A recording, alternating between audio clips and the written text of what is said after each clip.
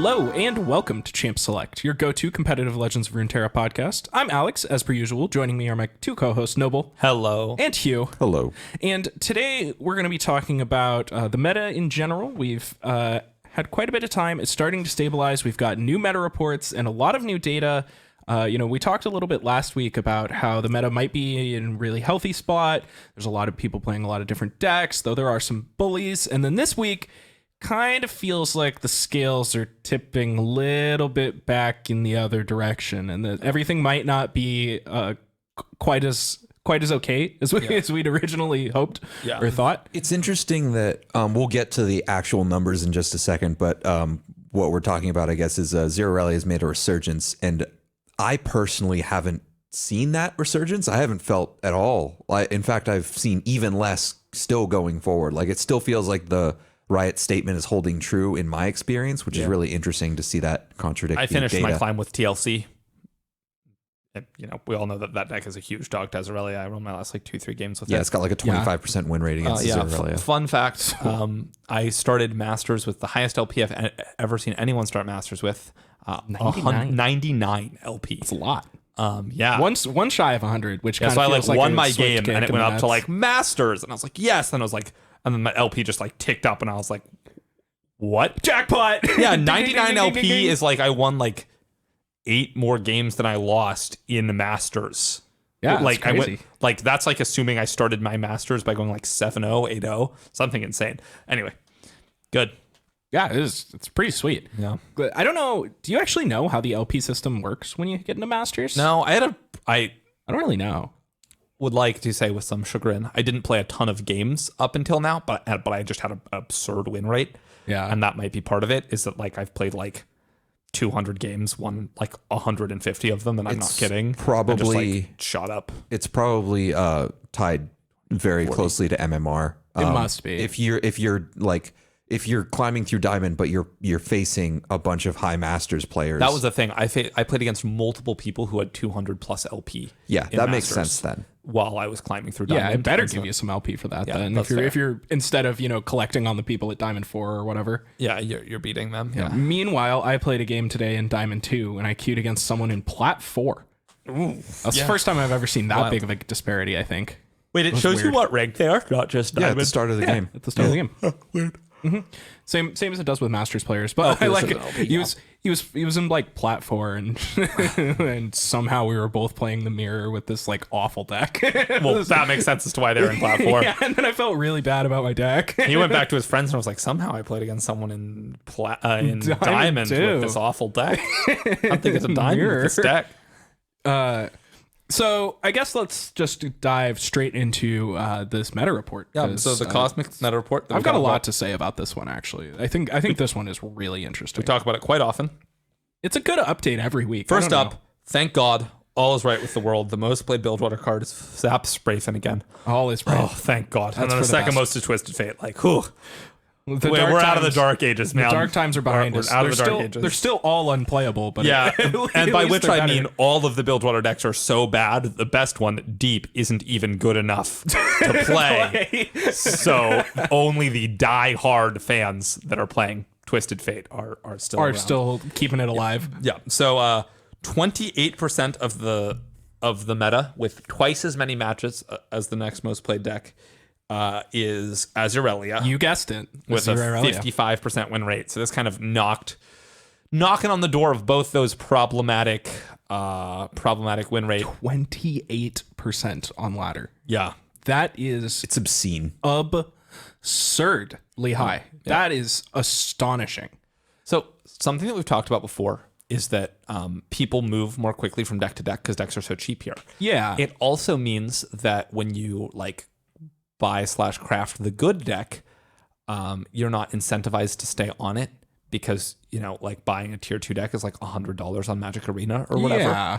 So the fact that this many people are still on it means that it's better than the other things. It's kind of, it's a double-edged sword. It's scary because, I don't know. It feels like the meta evolves very, very fast in this game, which we've talked about a lot, which is all the more and it almost felt like that last week, where it was like, okay, like everybody's gotten their fill of Azir Irelia, the meta's caught up, and now people are having much more normal win rates with the deck, and then they're moving on, right? And that's kind of how I felt playing the games, and then I saw a meta report and like the Riot article, which both kind of like confirmed, made sense. Yeah, which both sort of felt right based on like my personal feelings after having been playing the ladder for the past week or two, right?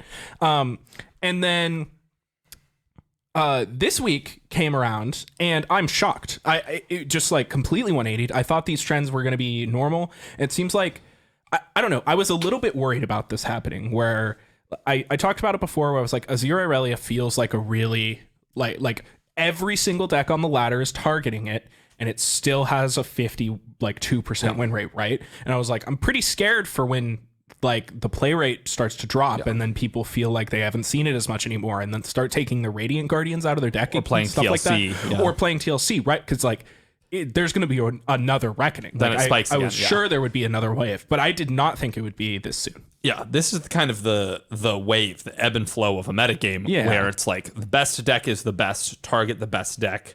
Okay, best deck declining in popularity, time to start playing the decks that target the decks, and then, it's time to play the best deck again. Yeah. And the problem with that is, like, if the best deck is the thing to play more often than everything else, even if it's not the best choice always, it is always kind of like lurking there below the surface, affecting what you can play, and then is so often the right choice to play. Yeah. So I don't know. Have you guys felt similarly about that? Like, I know you said briefly that you felt like you hadn't seen this resurgence, this wave yet. Yeah, I haven't. I've played a decent amount of ladder, a lot less than I would have liked to, because my computer's died twice at this point. You hate to see it. Pour one out for Hugh's computer. I know. Motherboard was DOA. But keep it away from Hugh's computer, because that would cause even more problems. Well, it's already broken. That's how I destroyed my graphics card a Poured year one ago. out on it. Yeah. Actually, I accidentally knocked over my water bottle and my entire screen just went black immediately. And I was like, oh.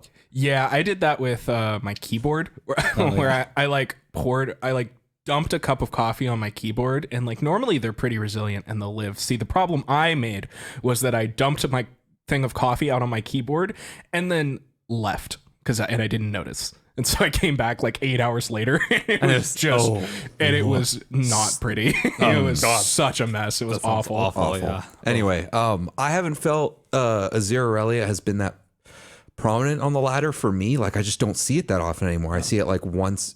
Before, I was seeing it like 1 out of every 3 games, which is a lot. And now it's like 1 in every like 5 or 6, maybe. Yeah. And to be honest, like both of those numbers are totally within the sample, like totally within normal. Yeah. As far as like, if you're telling me that 28% of people are playing as Irelia, it's almost, you should hit it about 1 in 4 times, right? Yeah, I guess that is true. I just, So it's like pretty close. It's like right around there, right? But like 1 in 4 is so many. But I'm also not. And the next highest deck has a 10% play rate, and it's Shyvana Dragons and Nasus Thresh. And then the next highest win rate decks are 3 decks with a 54% win rate. Draven Ezreal, Discard Aggro, and Azir Burn. Azir Burn actually has a 55% win rate. I was gonna say, like, I saw this meta report this morning, and I was like, yo, Azir Burn, that seems like where it's at. Like, we're beating Irelia, we're beating Draven. Oh, we're beating Thresh Nasus? I don't think that beats Thresh Nasus, but it's pretty good against those 45% of of losses have to come from somewhere. Yeah, basically. It's it doesn't have all good matchups. So I was like, great, this seems great. I'll queue up, and I hit like 4 or 5 good matchups in a row and just lost them all, which is my normal with that deck. It's like that deck is so weird, man. The Azir deck. Yeah, I don't know. It like every time I queue into it, I'm like, this deck is really scary, and then I guess I happened. Maybe I'm just getting good draws. Like, I still haven't lost to it as Draven. It feels like you should be able to just collect on Draven, and then they play House Spider, and you're like, there goes all of my pressure. Like, yeah, I don't know. It doesn't feel that great, because Azir just like playing a 3-mana 1/5. Like, yeah, he makes dudes, but he makes one dude, and it's not that good. I don't know. Your Draven can block him twice. Like, they don't even usually swing with the Azir. I don't know. I've been very underwhelmed by that deck, but it's clearly good. Yeah. I mean, it's winning. I agree. I mean, I keep hitting good matchups and then just like barely losing. So like, I don't know, maybe I'm playing the deck bad or something. But like, probably- I keep giving it, I keep trying it, and it keeps feeling like it should be good. And then I don't know. I mean, at the end of the day, right? That I'm playing a 60-40 matchup probably against Ezreal or Something whatever. else that's that I noticed about this meta report is that Thresh Nasus has 53% win rate. Yeah. But if you look at the actual table, its only positive win rate is against Irelia with I think 59%. Yeah. And everything else is solidly negative. So it's positive 42, win rate. 43, 43, 42, 48, 48, 47. I'm not going to read them all. You can look at the meta report. Yeah, Gross. exactly. It's That bad. is interesting. Yeah, so its win rate is being buoyed entirely by its Irelia matchup, which is Interesting. not good. And hilarious. it crushing jank. And probably. I want to talk about sure. I want Yes. to talk about the fact that TLC is up above 50% this week, 51%, right? If I'm not mistaken. It's not even on the. Oh yeah, it is Watcher combo 5%, 51%. Yep. Yeah, so more people are back to playing TLC. It's above 50% win rate again, which is shocking given that like almost 30% of the field is still playing a So basically it's the unwinnable opposite. matchup. It has a positive matchup against the entire field except that. I was about to speculate that that's probably true because It's a little negative against Azir Darius and a little negative against Ashe LeBlanc, but like it's a little negative against Azir Burn, really. yeah, I mean it's like 47% to win the matchup. Wow. That is shocking to And me. 49% to beat Ashe LeBlanc, but Their 49% is not enough of a dog that I'm going to Their count that sweepers as a bad don't really matchup. hit much. Yeah. Yeah, is that even true? I mean, the deck plays like so many one drops. It just swarms so hard. Okay, yeah, but I mean, I guess that it like the card Ruin Runner existing might just single-handedly swing a TLC matchup. also to be the honest. first 3 turn, like you're not playing the earliest you're playing a sweeper with TLC is turn 3. And Azir and Darius are hard to beat. Yeah, but that didn't save the Spiders matchup. Well, yeah, it's because Spiders the curve ends at turn 3 The instead. Darius part of this deck might be the part that That must be the part that's best. Yeah, like I don't know. I feel like it's still going to handily clean up all the duders. It's probably just losing to Ruin Runners and Dariuses and stuff like that most getting of the over time. the finish line after some. Yeah. Yeah. I imagine it's getting chunked down to like 12 by the initial onslaught of Doom Getting Keepers. decimated down. Yeah, exactly. This makes sense. Yeah, I buy it. And yeah, it's really interesting. One thing I don't really understand is there's a region popularity tab, but the region popularity total adds up to 100%, which doesn't make sense because decks have 2 regions. What do you wait? So it should be 200%, right? Wait, because- what is I don't So it says here looking that at the it. region popularity of Shurima is 22%, which is lower than the deck popularity of Azirelia. So that obviously doesn't make sense because Azirelia is a Shurima deck.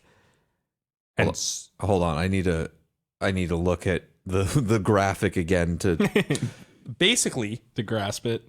there's a region popularity tab, yes. and it all adds up to 100%, yes. which doesn't make sense. Okay.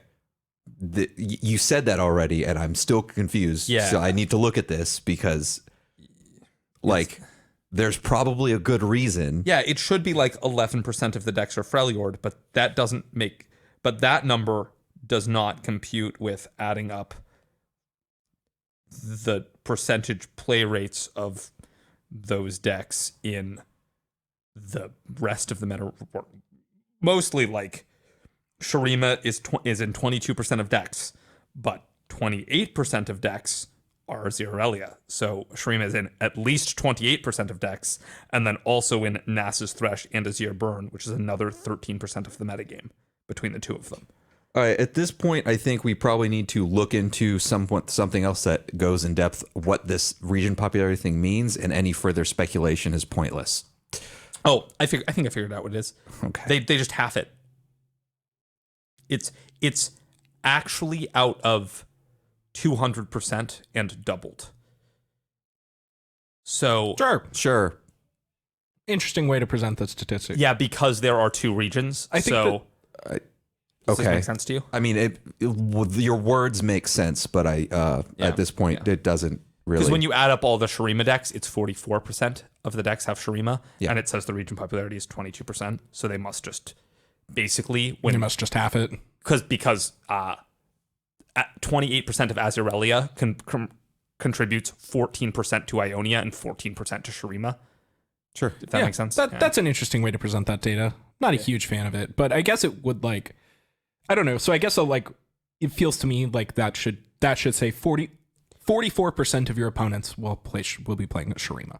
Yeah. Like if you queue up for a random ladder match, 44% of people will have Shurima in their deck, which is interesting. That makes it the most popular region by a lot, I assume. Oh, yes, it is. It is at 22% on this data. The next highest is 10 or 13. Ionia at 13, Shadow Isles at 12. Yeah. And then Bilgewater's at 3. So 1%. So 1.5 out of every 100 opponents you play will have Bilgewater in their decks. Yikes. God damn. That is That is really not pretty very abysmal. many. this region has to be getting buffs in this patch, right? It's been bad since the I mean, nerf. it's just been bad since the nerf, but I don't know if I'm okay with Bilgewater taking a back seat. It's okay. There's always going to be some regions that aren't there's no way you can have every region be in a good deck, right? That's not true at all. I just completely disagree with that. This is an unhealthy amount of backseat. This isn't a backseat. It's underneath the tires of the car. It's dead. This is not alive. The next, okay, And it's been this bad since the TF Fizz nerf, right? not quite this bad, but basically but trending this bad. downwards because the only deck after that was Deep. Deep was pretty good for a little Deep bit. was only pretty good because DLC was dominant and it was the only wrecked TLC. Yeah, and it was the only good Bilgewater deck. That can't be good. All right. I mean, I don't know. I would argue that there are, not that many realistically good other decks, but I do think Bilgewater is obviously really bad right now. So I wouldn't hate any buffs. I just don't know what they would be, to be honest. I feel like the meta is just so hostile to Bilgewater that unless we really push these cards, I just don't think it's coming back. At least not in its current form. In the Riot's opinion of the current meta post that we talked about last week, I'm gonna look for champions from Gangplank had an above a 50% win rate in a deck that was statistically significant. Probably Pirates. Must be. I assume MF must have too. MF did, yes. Yep. Nautilus did. Good for him. And and Tom Kench did. And Twisted Fate did. Great, So I all guess the there were champs are great. 4 champions. Yeah. I mean, I don't know. Bilgewater decks are obviously bad right now. I just don't know, what deck is even close enough that a reasonable buff would make Bilgewater playable. I think you could slightly buff TF Fizz. I probably wouldn't change Burblefish. Maybe make the Revert the TF level up condition maybe, but that might not even do it. That's not the problem. I would say revert the TF champ spell. Pick a card back? Yeah, give us back pick a card. That just makes all of the I don't know if I like that. Yeah, see, it feels like the only really things we could do are try and revive TF Fizz, but I don't even think that deck would be good right now. Yeah. I just think that deck would get slammed by Azir Irelia. I have no idea how it would ever win. Yeah. So yeah, I agree. I just don't know what they can do to make Bilgewater good. Is kind of where my do we really need to buff Bilgewater? Can we? What do you do? At this point, I maybe think what we need to do is nerf the Shurima aggro cards so that Bilgewater aggro cards are reasonable choices. Maybe we need to start there. Basically, it seems like the top decks or the top deck, excuse me, is putting the same squeeze on the meta a similar squeeze on the meta that TLC was, but even worse. Yeah, it's hard because it feels less. It doesn't feel as bad. It doesn't. It really doesn't. It feels. I guess I just hated playing against TLC. Yeah. People really hated playing against TLC, right? But playing against Azir Irelia, there's something to be said for when this deck kills you in 2 minutes. It doesn't happen that infrequently, right? Sometimes, even frequently, you concede to this deck on turn 4 or 5, right? Yep. It doesn't feel that shitty when in 3 minutes you lose to the best deck. It really feels awful when you have to play against this best deck in a bad matchup for till turn 8, and then look, I'm dead again. It's turn. You have to hope they don't have it. Well, at least with Azir Irelia, you're going to play 4 or 5 fast turns, and then you're going to die, right? It's much less. I can totally see how it's gotten this far. If TLC had these numbers, the game would be completely unplayable, basically. And it never had anything close to this. At the most, the deck had like 13%, right, of like play rate, like 13% play rate. So that's the that highest. sounds about right. That's the highest number I remember. And I'm not stat checking this, so take this with a grain of salt. But I mean, this is over double the dominance of TLC with a similarly high win rate. And like people are complaining about it. Don't get me wrong, but it is not nearly as bad as TLC was as far as people complaining. Yeah, that. I don't know. That as far as people complaining, that might not be true. I think that every like once a week, I'll check the subreddit and just see that it's still on fire. It's just perpetually on fire at this point. Yep. That's how you know you've made it as a dev. Your game is big enough that the community is that the subreddit is always in flames. Yeah. Yeah, you did it. You did completely it. Congrats. unsavable. Yeah, and let the subreddit go down. Yeah, honestly, I don't know what at this point could really change other than, yeah, I don't know. It's funny because like the deck doesn't even feel that overpowered. Like it has such glaring weaknesses. Like if you play the deck and played against the deck and know what to look for, like we've said it before, the deck can't block. No, it cannot block. It can't. It just really cannot block at all. And if you just exploit that, which a lot of these decks are, and they're trying to, and I remember us being like, guys, you got to go lower. The key is to go under TLC, not over it. And then everybody people tried that, right? Yeah, sorry, Azirelia. People tried that, and it works until you start queuing into TLC and Radiant Guardian or Mask Mother Darkwater Scourge decks.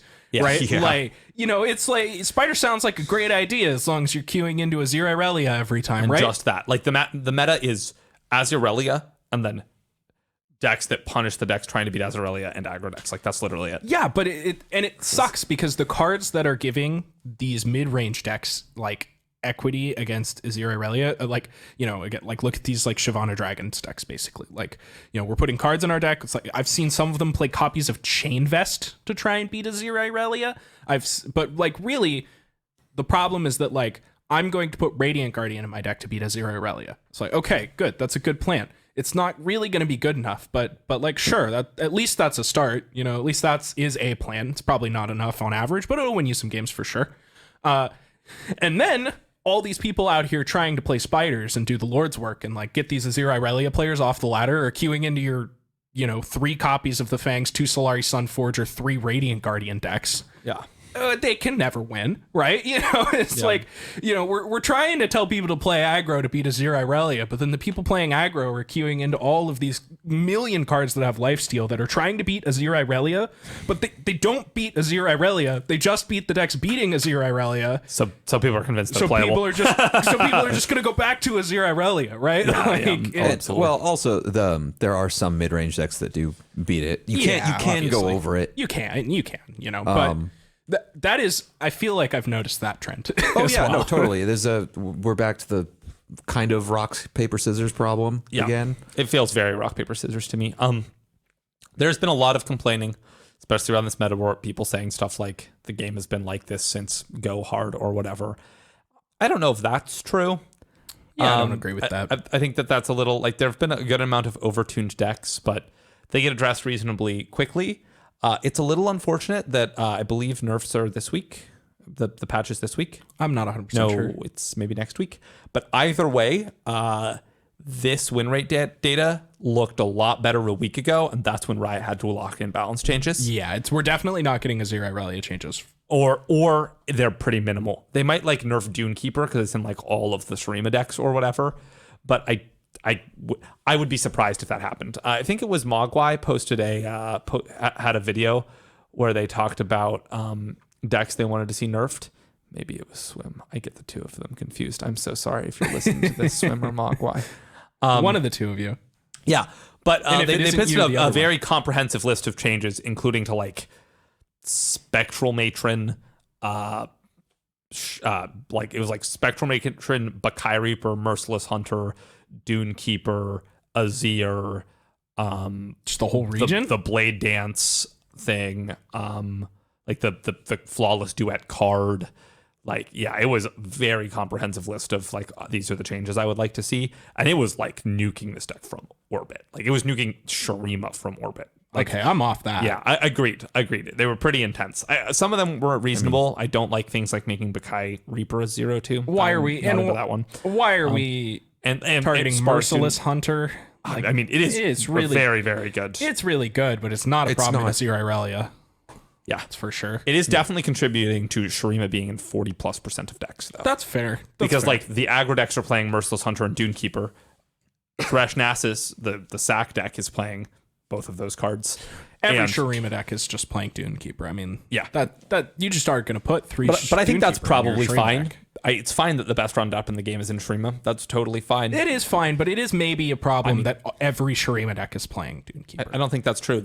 Single combat has been in every Demacia deck since it's been in 90% of Demacia decks since forever. That's fair. The same is true of Mystic Shot and PNZ decks. The same Hush. is true of Hush and Targon decks. All right. Like, especially because the region is sacrificing not having this incredibly powerful removal spell. I think people don't like it because it's a card that kills them versus Mystic Shot, which is a card that answers their creature, right? Like, if you're like, oh, there's so many Dunekeeper decks around, it's less that, but and then you realize all of these decks are playing Vile Feast or whatever.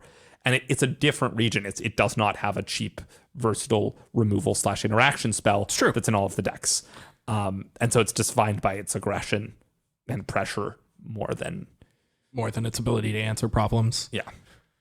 Okay, so I suppose we've gotten here. What do you think you would like to see? Like, what are there any particular adjustments you would like off the top of your head? I actually want Dunekeeper to stay the same. Either of you, yeah.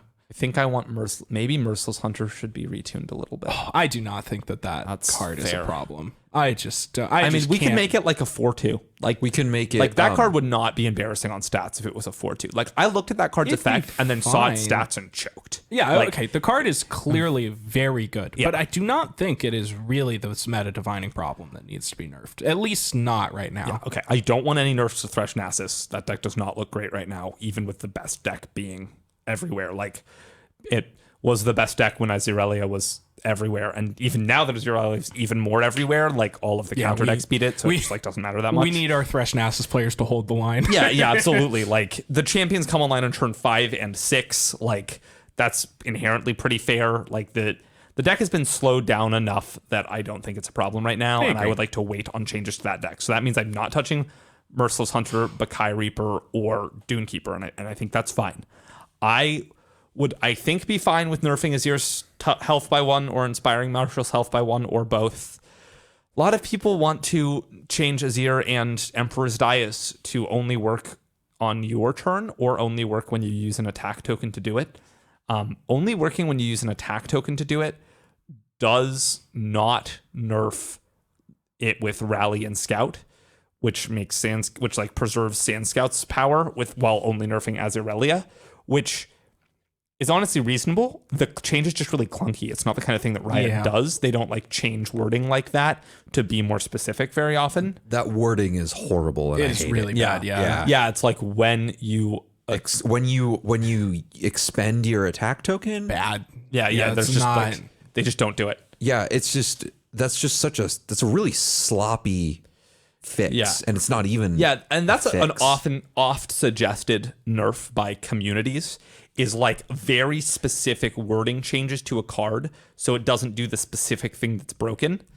But like that's just not how it can work. You can't. a lot of the time, that's I just think. a fundamental lack of like people understanding how you need to design games. Like you can't. Yeah. You just can't do that. You Yeah, can't. and like while I agree that is theoretically the most balanced change, it just doesn't feel like a change that can be made. If that makes sense. Yeah, I think if you were going to make that change, you would have to do something similar and not exactly that, and probably by saying like if it is your turn. Yeah, that is how we get Yu-Gi-Oh. If anyone read a Yu-Gi-Oh card, that game isn't a game. It's like paragraphs. yeah, like it doesn't have behind the scenes system rules. Everything's just written out on the card. And like, yes, there are some behind the scenes system rules, but like the cards read like, do this, naming 2 other cards, like put this into play, but only if blank, and like there's just this. It's just a there's like massive wall of 4 text. intervening if clauses in every single ability. It's just awful. And obviously it would not get that back with Legends of Runeterra because Riot knows what they're doing, and also like I'm not claiming it'll get there, but like I am saying that that's a clear problem, and we want to make our cards as grokkable. Like if a card gets nerfed and I look at the card and have to spend like 3 looks between it and the nerf card to see what changed, maybe that's good, but probably it's isn't. usually just because they added some weird wording thing. Yeah. Or whatever. What if they just like no, this just is completely untenable. Never mind. What are you going to say? What was it? I'm curious. I was like, what if they make Sand Soldiers like less good somehow? And then I went through all of the things and I was like, can't. 0 power, that doesn't work. 0 health, that doesn't work. Well, what if you make them cost more? Oh. So that was why that thought died. It was like, this is completely impossible. I mean, you could make them not have the damage when they The deal Nexus damage Strike, thing. but that's just not. No, you can't do that either. Agreed. Yeah. I don't want to change. Like, it's a part of Stream's identity. Like, I don't really. Yeah, you really don't want to change Sand Soldiers. Although I right now. suppose all 3 of the cards that we think are problematic creates like Dune Keeper and Azir and this. Like, Yeah, if it you would be- if you did make them not do damage when they Nexus struck, like it would Severely definitely solve the power level problem. Yeah. And touch all of the cards that we want changed in a not meaningful way. That's not true. That It would touches be meaningful, I it think. doesn't it touches Dune Keeper the least meaningful, like less meaningfully than making it a 1/2 or a 1/1 or whatever. Yeah, for Dune sure. Keeper, but it changes Azir and Emperor's Dice much more than that. So the only thing that you could ever change, in my opinion, on Sand Soldiers is swapping. So right now they're tuned to encourage being blocked. You could tune them the opposite direction. You could say they take away the Nexus Strike, deal 1 damage, and instead say, when I'm blocked, get +1 attack. Yeah, interesting. So you could swing in the other direction and incentivize not blocking now and have that be. Taking But the that's a face. fundamental design change. That's a Like, very different. it's deck just all it's of a just sudden. different. Yeah. Like Sand Soldiers are now just completely different, and that then breeds a whole new set of problems that we haven't seen yet. And that's a ton of testing. That's a ton of tuning. Yeah, I don't think that's realistically the best change they can we're make. We're not changing the Sand Soldiers. I don't think we need to change. If we're ever changing Merciless Hunter, I think the best change is, I don't hate making it 2 power. I don't like it though. I don't want that thing dying to Mystic Shot. 2 tough, 2 health. You mean? Yeah, 2 health. I'd rather see it say 3 drops with ETB effects can't hide a Mystic Shot. I'd rather see the vulnerable last for a round and not forever. Oh, that's good. That makes way more sense to me, because it's really, really annoying to, on turn 3, they like put vulnerable on 1 unit, and then like I've had games where like 5 turns later I've forgotten about it. Then all of a sudden I'm for like, lethal. Yeah. they like pull it. I And I'm had like, that happen. yeah, and then I'm dead. And I'm like, oh god, yes, right. My unit has vulnerable from the beginning of the game. I've lost a game to that one too. And then like also you could make it a 3/3 and you could have it lose fearsome. Lose fearsome is probably the least impactful change. But maybe Losing not. fearsome is an incredibly impactful change. Do you think it's more impactful than losing a power? Yes. Or a health? Yes, maybe not health. Interesting. I think it's clearly bad. Like the health is clearly the most important of those 3. I think. Yeah. It being a 4/3 is so much better than it being a 4/2. Yeah, that is true. As far as being but able like to eat For like a Grim. lot of because reasons. it There's has like fearsome, it being a 4/2 matters a lot less in combat. It matters for Mystic Shot. exactly Mystic Shot, Blighted Caretaker, like Avalanche, Blighted Ravine. like Blighted Ravine. Like 3 to 2 is a big deal. I think. Yeah, it is. But yeah, I mean, like, I don't know. I feel like it being a 4/3 is. I agree. I think the vulnerable only a turn would make the most sense. That would be the first thing I would touch if I had to touch that. And then we can't really touch Blade Dance because it's such a. Also, it's like, such an insular mechanic. Like, I it like doesn't- that it's really good with Sparring Student. I don't want to change Sparring Student. Like, I've heard suggestions of making it give +1/+0. Then that card is even more hilariously unplayable than it was before that Blade Dance existed. Like, +1/+0, it's like the card just doesn't do anything. Yeah. You're like, I attack with a 10-1. They're like, I'm blocking. Just the most hilariously bad Green Glade duo. Like, Yeah, absolutely. Yeah, I mean, maybe you could make it a 0/1 or something. Like, to start, that'd be fine, I guess, if you wanted to do that with Sparring Student. God.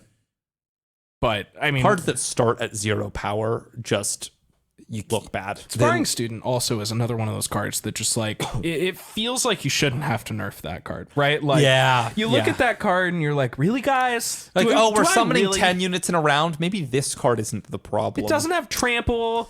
It doesn't have overwhelm. Doesn't have elusive. It doesn't have any. All it does is get big, and it always reverts to being small at the start of the turn. To get avalanche or ice sharded or vile feast. You can kill it with everything. Presumably, you know, as long as you have the time to cast your spell at it, it'll die. Like, I don't think that card is the problem.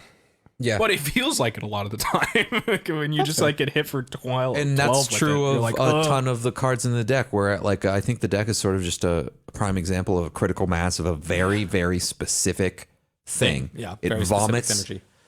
It vomits tons and tons of tiny little dudes onto the board, and when you can do that 3 times a turn, and I don't know if you've ever played that deck with 1 point, even with a sparring student or a duo, but without Azir or Dias. It just is totally fair. It is not even close to too good. Yeah, it feels awkward. You're like, I'm gonna blade dance, take 2. Blade dance, like you blade dance 5 times this game. I took 5 extra damage and some 3/3s. Like it's not at all bad. It's bad. Yeah. Or not at all good. It's not powerful. Yeah, it's just not very good at all. You really need you either need a Dias or a Azir or a Marshall or something.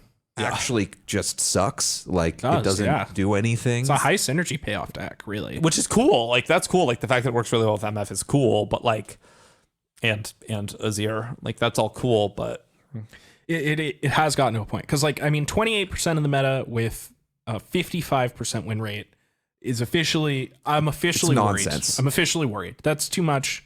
That means that Wait, 1 in 8 games of ladder, or like 1 in 16-ish games of ladder are the mirror, right? A little more than that. Around like 1 in 15 I'll games trust of your ladder math are the on mirror. that. I'm not even close to. Oh, yeah. So like, I mean, roughly 1 in 16 games that happen on ladder, the whole of ladder are the mirror. So right, that's 50% right there, right? And that's like a significant sample size. Like that's a lot of games. So for your win rate to be like 55% or whatever, means that you're going to have, you know, like a very high win rate over the other 15 out of 16 games that are played on ladder with this deck, right? Or whatever. And, you know, 1 in 4 of the games that this deck plays in theory are going to be the ladder. So like The mirror? Or the mirror, sorry. So if you're playing this deck, you're 1 in 4 to queue into the mirror, right? Yeah. So like, it's just pretty scary how much this deck must be beating everything else, basically. Yeah, absolutely. And even its bad matchups. That's the thing Cosmic talks about in his little write-up, which is that this deck is just at the point where it's beating its bad matchups a lot of the time. Which I was one of the things I brought up like very early on. I don't know if absolutely. you guys, I don't know if you guys remember when I was talking about this deck. I was like, you know, this deck feels a lot like one of those decks where you can have your bad matchups and sometimes you just draw good and they die no matter what anyway. And I remember that. It's a quality TF Fizz had, it's a quality this deck has, and it's very scary out of your best decks because like sometimes it doesn't really matter. Like you're just gonna lose. Like even if you can cobble together your deck's best possible draw, you're probably not going to be ahead of their best possible draw. Yeah. So, yeah, absolutely. Which is it's a very scary factor for the best deck to have. Yeah, there are the decks that are best against it are the ones where your best possible draw does beat their best possible draw. Like Thresh Nasus's best possible draw probably does beat its best possible draw. Yeah, same is true for like some burn decks and stuff. But like that's about it. Yeah. But yeah, at the end of the day, this is an incredibly difficult problem for the devs, and it's a very it's a problem that I think at this point is pretty clearly needs to be solved, and I do not envy the people whose job it is to solve this problem. This is a tough one, especially because if we're not getting balanced places for a month after this, like people are just going to stop playing. Like people are like really if last week was the skins, right? Yeah. So skins are hype. People love skins. Yeah. As long as Riot keeps giving us skins, we'll be here forever. No, but like as soon as the skins run dry, I'm just trying to think like trouble. Is there a patch for this week? We're There's recording on definitely Monday, not a not patch Tuesday. I definitely not a patch this week. Okay, so like they've never released patches because last week was the most Skins. recent patch, and so this week would never be a patch. They always do it in 2-week intervals, yeah, right? So that means we have another week of this. So basically since the patch where there weren't changes, we had 2 weeks of Azir being very good. If there's another 4 weeks after that, because 2 weeks after this balance update is the new region, and then 2 weeks after that is the first balance patch, I believe. Not new region. I didn't mean that. I meant new cards, which also might help Bilgewater out because, spoiler alert, one of the champions is a Bilgewater champion. Is it really going to be that soon? We would have Look, gotten man, spoilers by now, I thought. But not for 3 weeks out, 3.5 weeks out. oh yeah, I guess. Yeah. Jeez. Yeah. So I mean, That makes it over a month since the last thing. Like, yeah, I guess it really has been that long. So I'm curious to see where it goes. Yeah. I'm curious to see what the community like has to say about it in the coming weeks, or like where the meta goes. I feel like next week it's going to be back down again. I have an inkling feeling. Like I kind of feel like Azir Irelia is kind of going to ride the like 55 to 52% win rate and just kind of go up and down in play rate a little bit for the next couple weeks. Yeah. As the meta gets like slightly more hostile towards it, slightly less hostile towards it, slightly more, slightly less, yada, yada, yada. I'm kind of curious to see what playing a little bit in Masters is going to look like for me. Like I'm ready to queue up some games. And I mean, 100 LP where I started is like reasonably high Masters. Yeah. Like, I'm really, really interested to know basically how, because like I think right now more than ever the Masters ladder is almost like completely different from absolutely the rest of the It world. is. It is so different. I think. Also, I got plopped right into guess what place I am? 700th, No, I'm 214th. 214th. Not Just bad. got plopped directly into 214th out of. Who knows? Yeah. Yeah, that's we're not gonna get that. Now we have to scroll down. It doesn't let me skip to the bottom of the ladder. I guess they don't want to let us embarrass people like that. Okay. That's pretty much an update on the meta. There's a few new decks that have been popping up. They're not that exciting, basically. Azir Irelia continuing to be very dominant. I'm excited to see what changes are made, if any, or how people are going to adapt. And if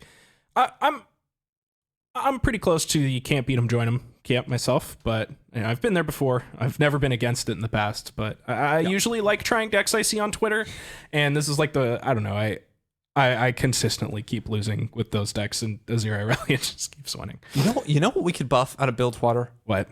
Nab archetype. It was like the best archetype for a while. Like when it came out, there were like in 3 different nab Expedition. decks. No. Like when it came out, like the meta was dominated by with like 2 Black mana Market Maker Merchant Rain and 2 health Black Market Merchant and 2 mana Pilfered Goods. That would like, be hot. I don't know if I'm we need to into go that. back all the way to that, but we could like I'd be in. yeah. Someone was like, "Give me back unnerfed Make It Rain," and I was like, "God no!" Does no one else remember That's not how what we need. horrific that was? That's not what we need. Yeah, that would not be this. That would like be imagine not the Mystic savior. Shot, but it does 1 more damage on total. Gets instead of getting a third better with a keg, gets twice as good with a keg. Adds 3 damage to their board with a keg, and then also just like has this horrific propensity to 2 for 1 your opponent hit their Nexus for 2 mana. Like no thanks. Yeah. Okay.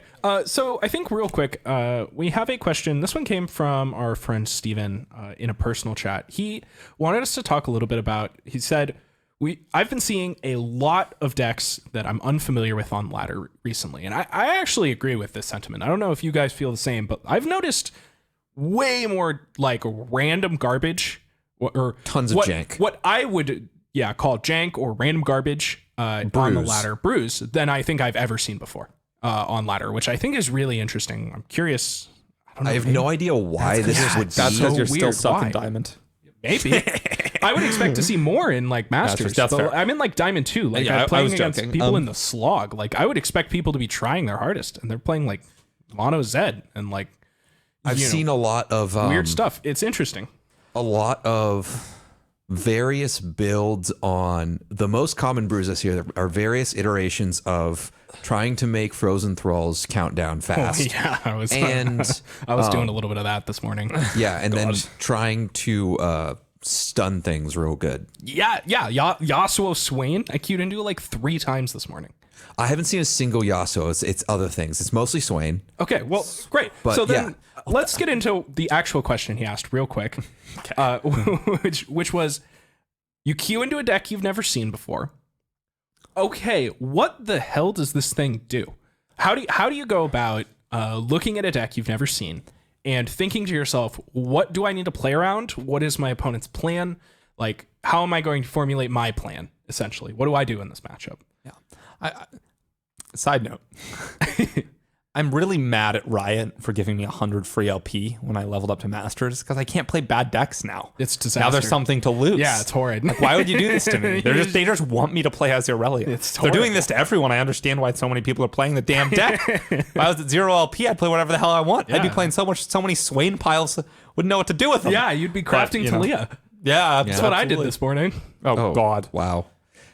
Anyway, something that I look for when I queue into something that is completely unknown. Jank.deck. Jank.deck. So first things first, you look at the champions.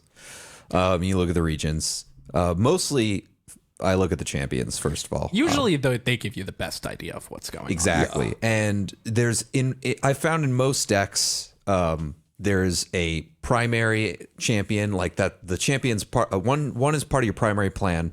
And the other one is supporting that champion in that plan. Or just good, yeah. Or which is I consider that supporting. Similar. Just value. Makes sense. Swain is one of those primary champions, and Ezreal is usually a support champion. He's usually just a value engine that does nice things. Fiora would be one of the champions that's usually a plan, and she's almost always paired with a support champion of some kind. Exactly. Shen, Lulu, Taric, etc. Right, like.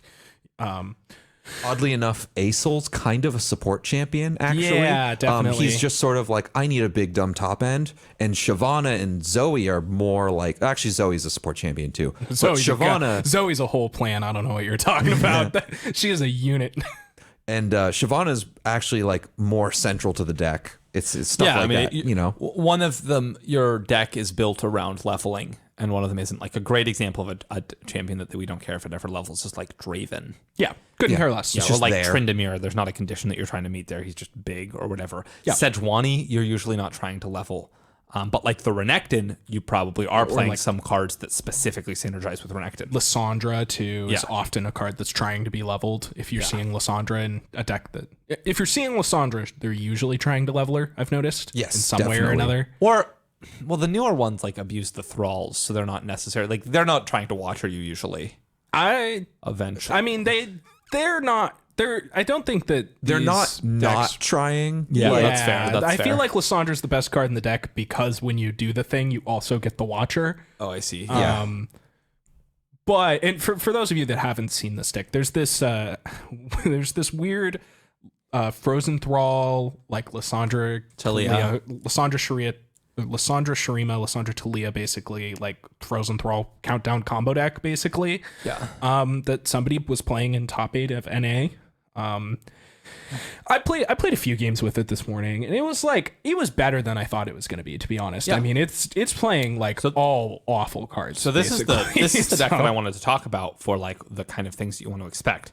So you like look at that deck, and you probably hopefully realize that there's some countdown stuff going on, right? Yeah. If you let's take So this is a new deck that maybe you've seen before, or maybe you haven't quite yet. So let's say you queue into Lysandra Talia, right? I mean, what are you going to immediately assume is going on? I mean, clearly there's going to be some landmark stuff, right? There better be. Yeah. I'm afraid of some Drakhorn Inquisitors. Yeah, Drakhorn Inquisitor stands out as a very strong candidate to be in the deck. If we're kind of if the Frozen Thralls are getting low, I'm playing around burst speed 8/8s with Overwhelm. Yep. They're going to be a little slow to set up. I don't expect turns 1 through 4 to be that impactful. Lysandra being the best thing that they're doing here. Yeah. But like setup, they're going to set up to try to have explosive turns later. The thing that caught me off guard when I played against this deck is that they played a Blighted Ravine on my attack turn.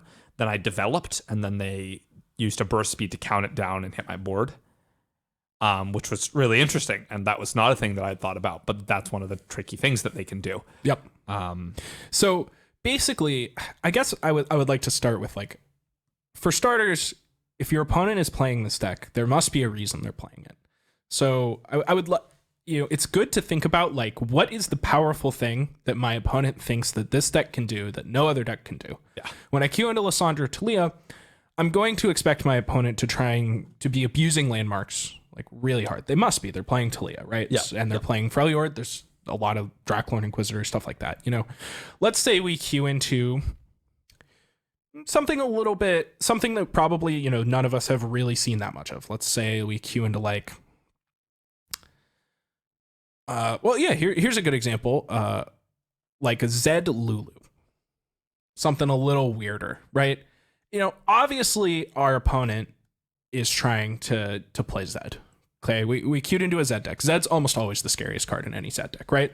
How about this Lulu thing? Well, they must be trying to support stuff. So they're probably playing units that are kind of small, and they're probably trying to support them. What synergies are they trying to take advantage of? They're probably playing like Sparklefly. They're probably playing a bunch of pump Young spells Witch. to go with that. They're probably playing Young Witch, right?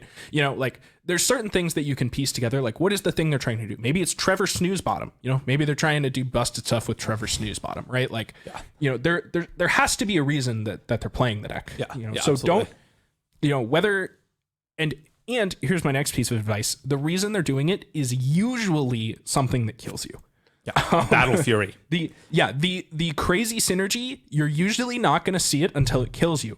So, because when people build decks, like, there's powerful synergies, and, a powerful synergy to get a small advantage in the mid game is not why Timmy built Bruise a deck, right? Yeah, absolutely. Timmy brews a deck because he wants to put 4 8/8s into play on turn 5 with Talia. Yeah, and because he time in wants a to bottle. put 20 power into play with a Snooze Bottom and a Battle Fury. Yeah, or they want to put 20 power into play with Snooze Bottom Battle Fury.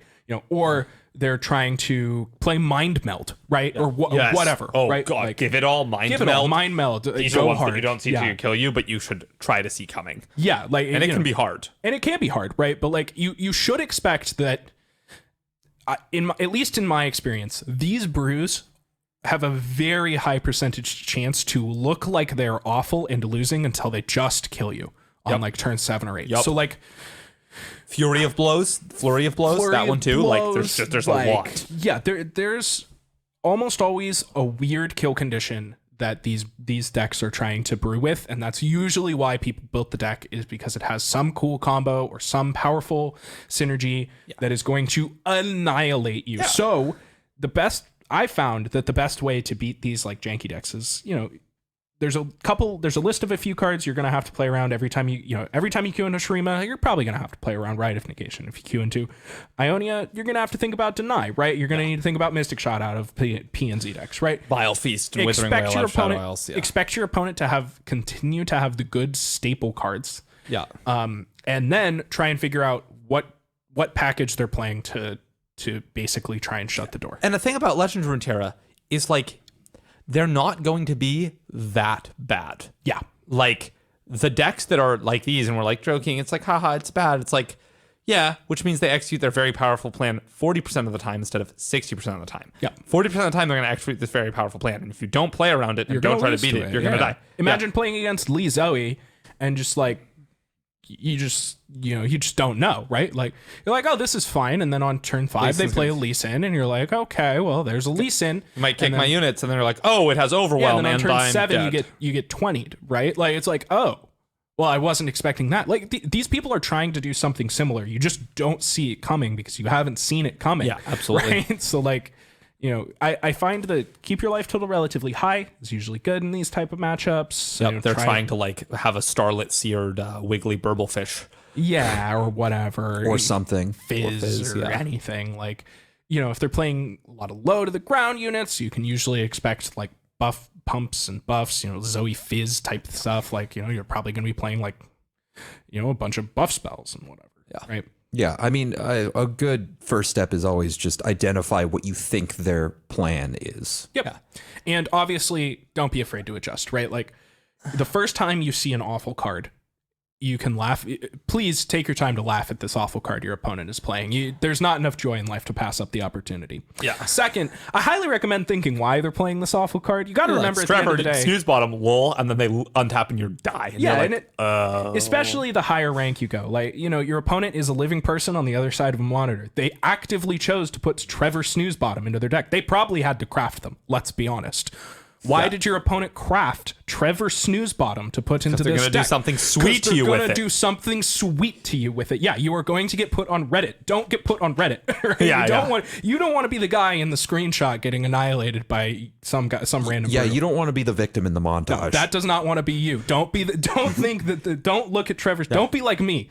Don't look at Trevor Snooze Bottom and laugh. Okay, I did that the first time. The second time, we never killed it on again. site. Yeah, the second time we atrocity'd our 4-3 into it. on the second game. Yeah. And we won. And then we won. Yeah, absolutely. Yeah, I did not. I got by Trevor Sneezebottom one time and one time only. It'll never happen again. My God. Atrocity. Okay, yeah. I mean, Gotta kill it, man. You gotta do what you gotta do. You know, sometimes you gotta atrocity Trevor Snoozebottom. It's just how it be. Yeah. I mean, there's a lot of cool niche synergies in this game. There's Taric and the rally, like Golden Aegis for like 4 attacks in a turn. I've died to that more than I'd like to admit. There like are powerful synergies Yeah. that are not being played in the current meta because the cards around them usually aren't quite as powerful. I haven't seen played. Like there are a lot of combinations of Feel the Rush targets that are going to kill you. Yeah, there's a lot of bad decks that have good matchups into your tier 1 deck. I think I to this day I swear that Sundisk Mono Shurima just trashes Thresh Nasus. Yeah. It's so bad. I've queued into it with Thresh Nasus. I think I've kept track 5 times straight 0-5 against it. Played 0 close games. Like they just basically you can queue into bad decks that have a good plane against you. You can queue into bad decks that have a bad plane against you, but you can still get got. So treat them with a little bit of respect, especially as you get higher on the ladder, because these people are human beings. They chose to put these cards in their deck for a reason. Yeah. If you can figure it out, then you're going to be at a much better position. Yeah. also something to note is in a game like this that's still pretty new, it's a very new game. Very new. People are constantly discovering things. Absolutely. I still remember the first time I saw discard aggro. And I was like, that deck does messed up things. Right. And I saw the champion and I was like, okay, I haven't seen this deck yet. What does it do? Right. Yeah. And because I hadn't seen a Draven Jinx deck before. I was like, what is this? And then their first 2 or 3 turns was like Zonite Urchin, put a Flame Chomper in play, play a House Spider, play a Draven. And I was like, well, they're playing Flame Chomper and Jury Rig. This will be fine. And then they discarded Vision to Axe. Well, this was no. That's the thing though. The They deck just crowd favorited you? No, they didn't even do that. They just did different things. Like the deck just was it was so early. Like Yeah. There were versions of the deck that didn't play Vision yet. Yeah, I believe it. Like people just didn't put Vision yet. And also, fun fact about that deck, early it was bad and Mimi.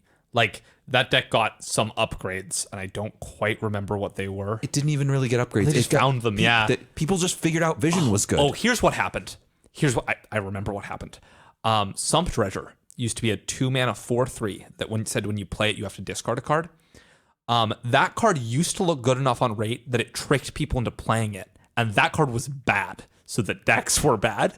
And then when they buffed that card out of being playable in that deck, so people stopped putting in their deck got much better. Another thing that did happen, I do remember now, they did change Zonite Urchin. Zonite Urchin used to say, yes, they also buffed that card. Yes, it used to say, when it enters, discard a card. Last breath, draw a card. Yeah. Way worse. Way worse. Way worse. The only time that card's good is when you're making it off of like a grand navigator, like an island navigator. That's good then. Yeah, exactly. And like they changed this card. They changed a couple cards to say discard a card to draw a card.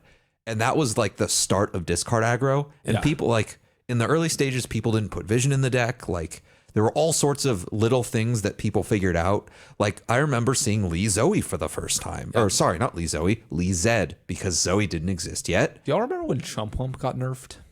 I do. I do. I'll never Chump forget. Wump was a messed up card. Chump Wump 4/4. Chump Wump goes so hard, dude. It didn't die to get excited. It was messed. It was so big. It's like the biggest unit in the game was just tilt over and on this fucking wump. Yeah, you just oh man, that was the good old days where it's like, what does my control deck need? How about a 4-mana 4/4? That draws me 2 cards. Icewind, But they weren't doing Chillwind anything with the Yeti. 2 Chillwind buff Yeti. caps. No, they were playing Rummage.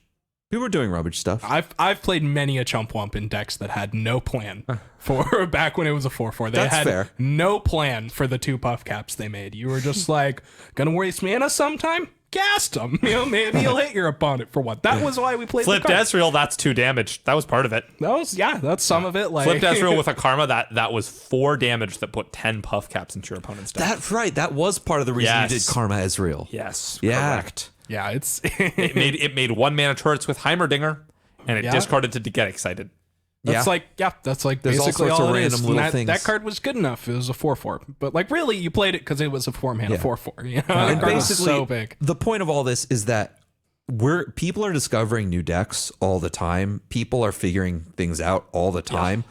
You might see a deck today that is a meme, that is bad, that is completely terrible, 30% win rate bad, like Wiggly Burblefish. irredeemable. Or like this Talia Lysandra deck. Yeah, remember when Wiggly Burblefish was like not tuned at all? We were playing 3 of Coral Creatures, and Alex was certainly up in arms about it. Certainly remember those days. And Yes, I miss my favorite boy. that card is so bad. It's so bad, but I love him so much. Yeah. Like these decks are just things that can start terrible, and then someone looks at it and thinks, we can make this better. Yeah. Like And Matron then they Cythria. do. Matron And then it becomes Cythria is like good. Exactly. Yeah, these been like Matron improved. Cythria decks, these like Champless Matron Cythria decks. Like I said, I queued into Yasuo Swain 3 times in a row this morning. 3 different people. 3 times They in a row. listened to our old episode where we were like, what if we put Might on Swain? Yeah. And you know, Oh, that was Leon. and then my opponent like started doing these like weird dancing droplet things. I didn't see that coming at all. in the And, Yasuo like, Swain deck. Yeah. Yeah. I was like, okay, they've probably got like Death's Hand and Ravenous Flock and maybe some like Then they played Arachnoid Sentry Monastery, or and you realized you were something. getting Arachnoid Sentry at every turn. Yeah, that's literally exactly what happened. Was like they played Dancing Droplet Monastery if we're on Arachnoid Sentry, and I was like, oh god, this is a problem. Like I cannot really deal with this. All my deck does is make 8/8s on turn 6. Yeah. And they get stunned. And they all got stunned. It wasn't very good. I lost that game. All right. Yep. Without further ado, do you guys have anything else you want to say in regards to the meta, the ladder, the state of the game in general before we move on to our listener questions for the week? Keep brewing. Live, laugh, love. Yeah, there's a lot of brews lately, and if you Live, ladder, brew, man. Live, ladder, brew. I'll play the brews. I play them. I love I can't. I crafting have blues. 100 LP and Masters. I shouldn't play them, but I touch can't it stop away. myself. So I got to play meta decks until I fall down to 0 LP. Then I can have fun. that's the way.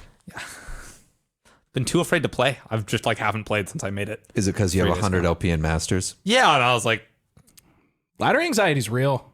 and I didn't have a ton of time, but I was like, I just kind of don't want to play. Like, I don't want to lose LP. Yep. That's what. I don't That's really a know real what's going thing. on. Like, Yeah, sometimes when you're just like sitting there and you're like, I have no idea what deck to play. Like I just don't know, like how to gain LP. And Yep. sometimes it's just like maybe I'll just wait for somebody to post a good deck on Twitter. Like that's totally fine sometimes.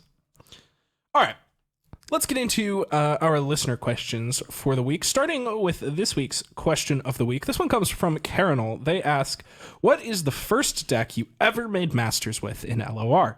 I made it there the first time with Pirates after realizing I can only one trick with Katarina up to Diamond 2. Does that deck still have any special meaning for you?" I guess I'll start because my first entry into Masters was also with Pirates. Classic. Pirates is good, man. And I do remember Carinal entering our Discord and talking about his Katarina deck and me being like, hey, you should stop playing Katarina and it'll probably get you to Masters. And then it did. Shocker. oh yeah, that's so funny. I actually remember that. That was so It wasn't that long ago. it wasn't that long ago. No. I went through this fun slope of I had to look up the articles we posted for recommendations for the first seasonal because I think the first time I made Masters and did things in Masters was the first time I had any incentive to do so, which was the seasonal tournament. And I was like, I think it was TLC or Zoe Lee. And then I looked back and it was Lee Zed.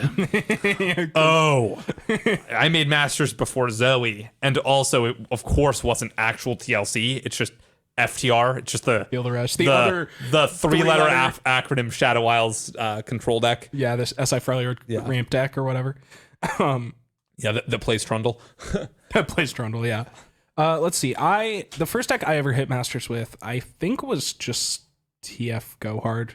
Yeah, it was for me too. It was TF Go Hard, Fiora Shen, Feel the Rush, or Lee Zed. That's what I climbed through all those ranks with, playing those kinds of decks. I have I seem to have a memory of switching to some dumb big Demacia deck because I have a real trend of hitting Diamond 1, climbing to Diamond 1 80 LP with the deck that got me there, tanking back down to Diamond 1-0 LP and then picking like some dumb big Irelia Soul Demacia deck and going the rest of the way with it. And like I just remembered that it wasn't. So I got stuck in Diamond 2 for like 100 matches. yeah, some of those Which a is, long time. for reference, probably about the amount of matches it took me to get from Plat 4 to Masters this season. Yeah. I'm talking there for like, and then I eventually just like ponied up and played Go Hard the whole way. Yeah. And then once in Masters, qualified for the seasonal playing field rush and Fjordshen, that's the one. Yeah. I actually think that I might have made Masters or at least High Diamond with Karma Ezreal, Karma Heimerdinger back when those were the things, like standalone. Yeah, way back. Standalone Monk. And Solitary Monk. Solitary Monk standalone kind of nonsense hot. when standalone was 3 mana. If that sounds bad to you, it's because standalone used to be 3 mana and Solitary Monk used to be a 4/3, and it turned out just don't play other units and then you have a 3 mana 4/3 elusive for 3 mana, which turned out to be pretty good. I was thinking the other day that Solitary Monk might just be good. Probably not. Probably not. It's probably too slow. Yeah, you can't really play the unitless decks anymore because of all this. The aggro decks got way better at killing you, so you can't not play unit until turn 3 It's the same size as Sump Dredger. Like, yeah. Even if it's a 3/3. it's smaller than Sump Dredger? Yeah, it got nerfed to a 3/3. Oh my god. Because it was too good. I think that's a card that they could unnerf, by the way.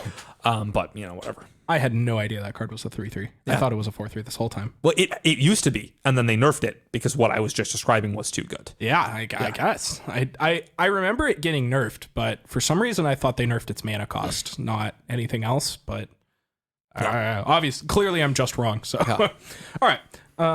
Our next question comes from Horstronaut. They ask, is it valuable to have a wide range of playstyles? Aggro, combo, control, mid-range. Is it more important for tournaments than ladder? All right. Yes, I think it is valuable to have a wide range of playstyles. But if for no reason other than understanding how other decks are played is usually a good way to understand how to play against them. Mm-hmm. For ladder, I think that in general, if you're just like an aggro specialist or whatever, just play aggro. You'll be fine. Yeah, if you mid-range specialists do the same thing, like it's okay to specialize. It's definitely okay. When you start getting into tournaments, it becomes increasingly more valuable. I mean, the fact that you have to bring 3 decks to a tournament means that you are going to have to be good at 3 decks. Yeah. And those decks are, it's hard to bring 3 aggro decks, and maybe, or you can definitely, but it might not always be optimal. So if you're an aggro specialist and you're probably going to hamstring yourself if you're only ever going to play 3 aggro decks in seasonals or whatever, right? Like that just isn't always going to be the best strategy. So like if you are going to have to, if that's where you're at, I do think that it's valuable for tournament specifically to not just play one style of deck. Basically, you're bound to hamstring yourself. Yep. Oh yeah. That's anything else? Yeah, you guys got anything to add? I guess I wasn't really thinking about. You kind of addressed everything, didn't you? Yeah. No, never mind. Great. All right. Yep. Our next question comes from Twilight. They say, not an LOR question for a change, but talk about your recording setup and equipment. You'll have really good audio quality, which is personally an awesome bonus to listen to the podcast. Well, thank you very much. Mm-hmm. So we actually use a friend of ours, like very, very high-end recording studio. Yeah. It's probably like approaching 10 grand worth of total equipment that they use to record music. Yeah. We kind of lucked out when we were like, let's make a podcast, and we were playing poker. The 3 of us just like happened. This was like the last time Hugh played poker with us, something close to that. Yeah. We were like downstairs. This was like a couple months before COVID made it so that we couldn't do things for a while. Yeah. And we were just like downstairs at this house where we're recording, which is not any of our houses that we only played poker at. It's like, I want to make a LOR podcast. And people were like, yeah, you two were here. We're there. We talked about it a couple times. We kind of locked it in. And then the person who lived here was like, yeah, we have a recording studio upstairs. And we were like, all right, nice. Yeah, nailed it. So we nailed it. I did ask a couple questions. The microphones we use are RE20s. I don't really know what that means. I'm not going to claim to be an expert in the field. So we're using RE20 mics coupled with a lot of intricate sound suppression noise system, a lot of like post-editing stuff, a lot of mixers are going into it basically. There's a lot that goes into making the audio as good as it is. And this gives us a chance to shout out our great audio engineer and Jake, who... he doesn't even play LOR, I don't think. Oh, nope. He's not even... he's a friend of ours, but he wasn't the guy that we were here to play poker with. He doesn't even play poker. He's just a roommate, really nice guy. And he's been just was willing to edit and help us record our episodes. Yeah. And he puts in for free, puts in like hours a week. He must put in like an hour a week at least. Just editing, editing and uploading and setting it all up to us. So thank you so much to Jake for doing all that. So, all right. Our next question comes from Dragon. They ask, we've had about 3 weeks since the new expansion and kind of have some confirmation Azir Irelia will not be nerfed. With this information, what is one buff and one nerf you predict coming in the next balance patch? I could see... It's hard. I predict and want to happen are definitely two different things. I definitely predict a buff to Bilgewater. I definitely predict a Bilgewater buff, I think. Okay. That seems pretty reasonable. I think there probably has to be. I'm not sure exactly where it will be. It feels like the playable Bilgewater cards aren't really the problem, right? Like it's not like Jagged Butcher needs to be a little better. It's that like a hired gun kind of things need to be a little better. I really think it has a lot to do with the fact with just how the cards are lining up. Yeah, totally. Anything. And Shurima being a better aggro region and just kind of in a lot of the decks, right? Like it's a better aggro region with Demacia than Bilgewater is. Like the Sand Scouts deck is better than the traditional Scouts deck currently. And, that's outshined by Azirelia. And then, Shurima is a better pairing with Irelia than Bilgewater is with the MF Irelia thing. And then Shurima really is kind of just doing Bilgewater's job better than it right now. Yeah, because they were respectively the aggro regions.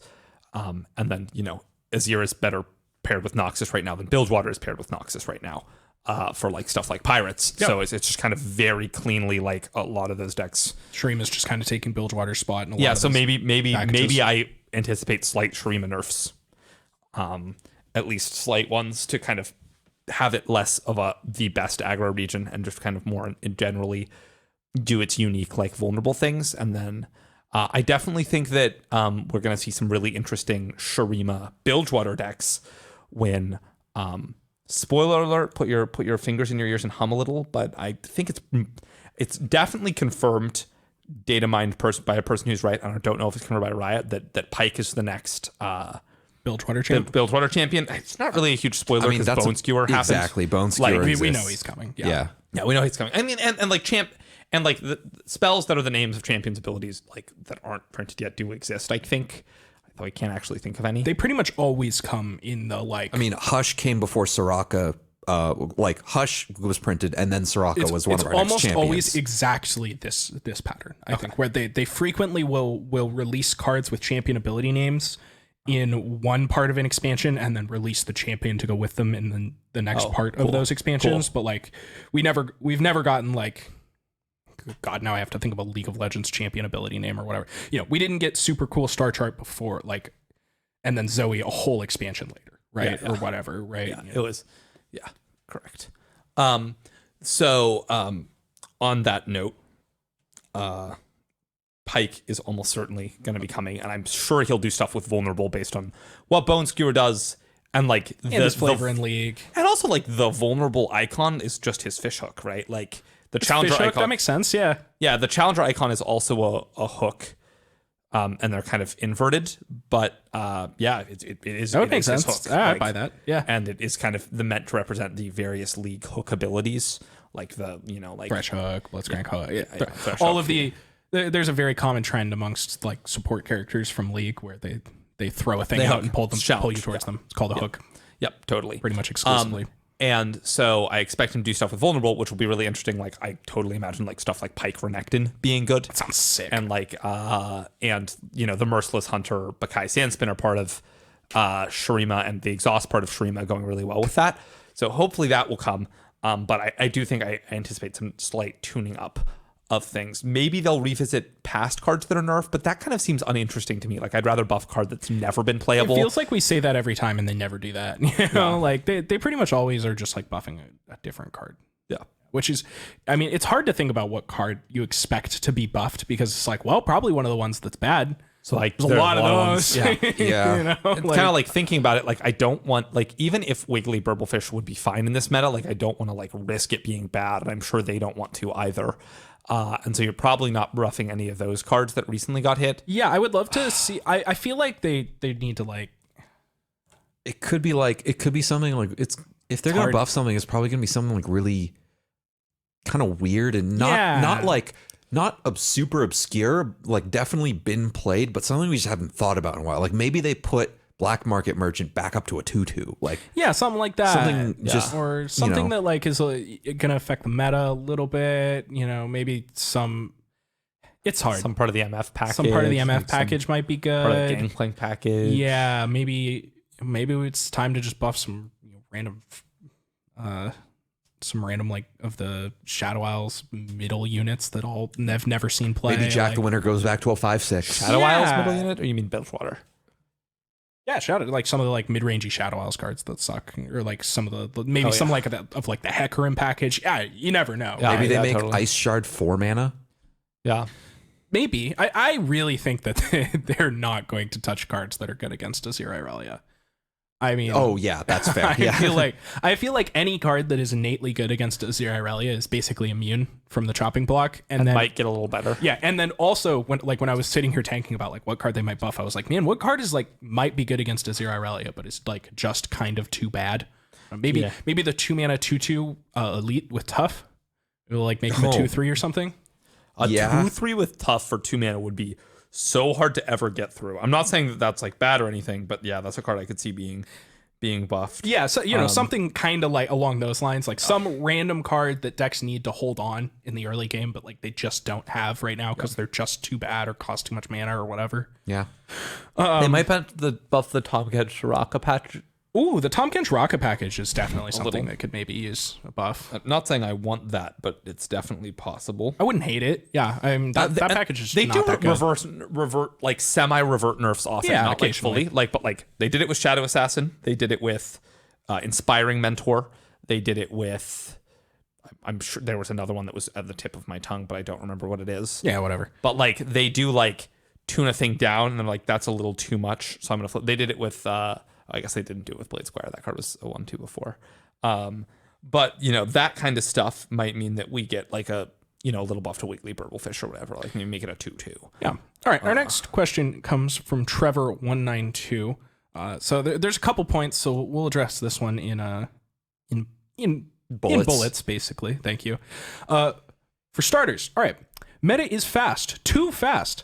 Now that we've experienced this and Aphelios meta, which was considerably slower, along with Misfortune Sejuani meta, which was about in the middle, what are each of your favorites? I'm really sad that I didn't get to play the MF Sejuani. That is like literally the only period of the game I didn't play. Like right after Bilgewater came out. Yeah. It's like the only period that I didn't play a lot. There were like Champless Burn and then MF Sejuani. Yeah, like, there's like stuff but like like that. I played a lot in Foundations and like Beta, and I've played a lot since then, since like Targon-ish came out. Just kind of missed that one. Yeah. Kind of, that's around, Targon is around when we started doing this podcast. Yeah. And so we kind of like, I've got a good answer. I'm really into the slow like Aphelios metas. I love that stuff. I've said it before. I'm a sucker for Targon mirrors. I'll play them all day. I love Targon mirrors. Yeah, I feel I'm the here to invoke opposite. stuff. I don't want to play all these garbage aggro decks against each other. I'm worse at it than I am at the other stuff. I think. I really like slow cards. I sit on a weird. This is a very like weird question for me because like on the one hand, I feel similarly about slow decks, but a certain kind of slow deck. Like I love toolboxy slow decks. I hate slow decks that feel boring and TLC, like stuff like TLC. I like TLC, yeah. Yeah, and Zombie and Anivia, like those feel boring to me. They're very linear. Yeah. There's not a whole lot of deviation. I actually liked Feel the Rush because there was a little more of a dance of like when you could deploy it, 'cause it was so expensive. You had to play it when it wouldn't die. And then you had to like line up your atrocity through like Frostbites and Vengeances and stuff. Like that was actually interesting to me. Yeah, that was that's the only SI Freljord control deck that I ever really liked, I think. I did like Anivia a little bit before, but that was when it was bad. How about War Mother's Call? Were you a fan of the old War Mother, the real old War Mother's package? Oh man. Oh my god, War Mother's Call. I didn't play much of it, And the only reason I ever enjoyed playing that so was because when you resolve War Mother's Call, you hilarious. feel like a monster. You do.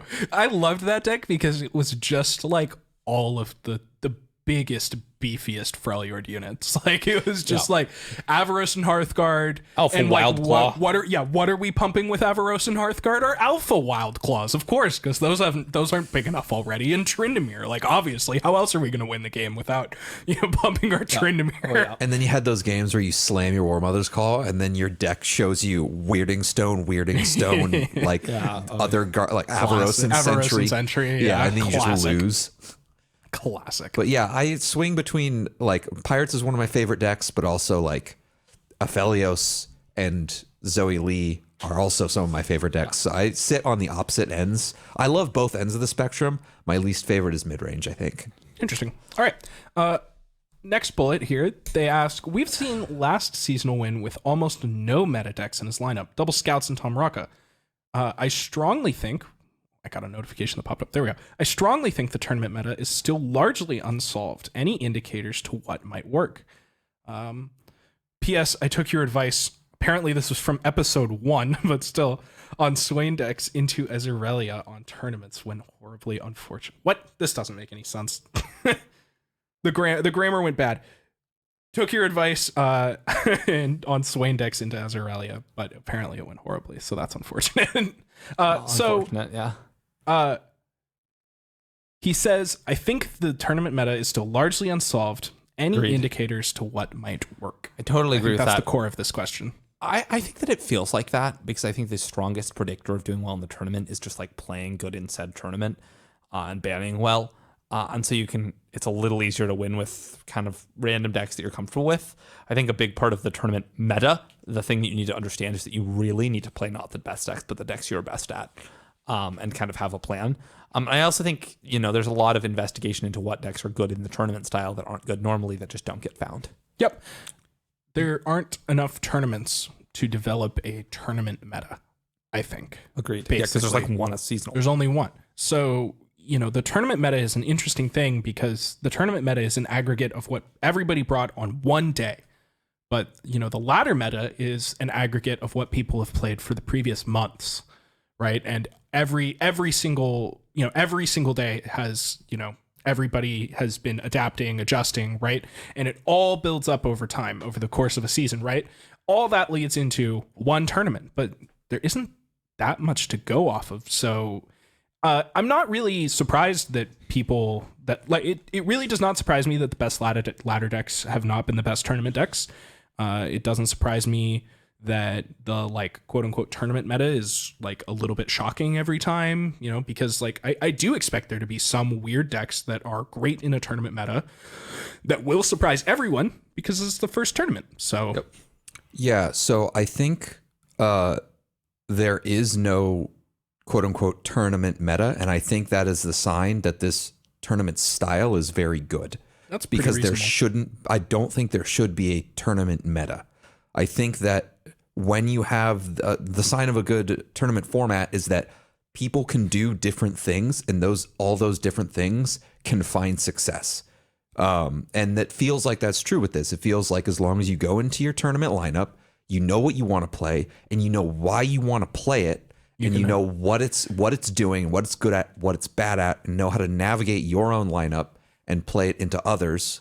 Then you're You're going gonna to be successful. Yeah, absolutely. And that's it. I don't think there is a tournament meta. I think it's whatever you figure out is best for you. Yep. Which is great.